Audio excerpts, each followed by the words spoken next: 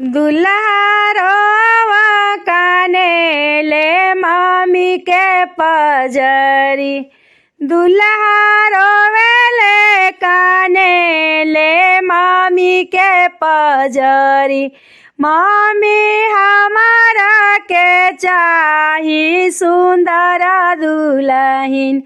Mummy हमारा के चाही सुंदर छोकरी।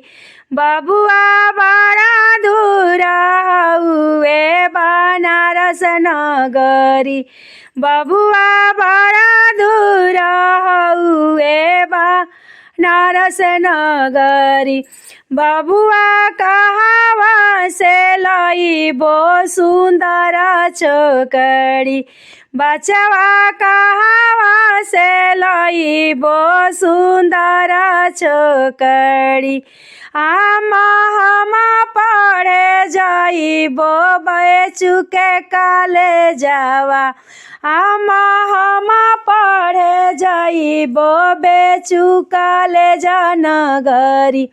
हम ओई जे बाड़ी ससुर के दुलरी। हम ओही में पढ़ेली ससुर के दुलरी। बबुआ रोवेले काना चाची के गोदिया।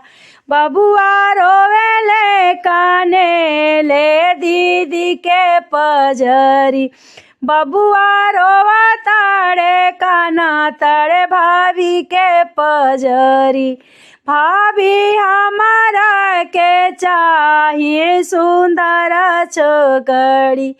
भाभी हमारा के चाहिए सुंदर छोकरी।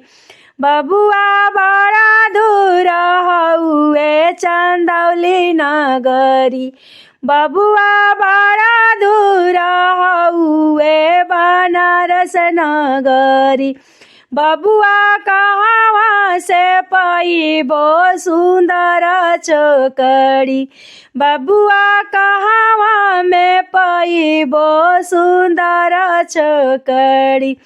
हम पढ़े जाइबो बनारस नगरी। भाभी हम खेलन जाइबो बनारस नगरी।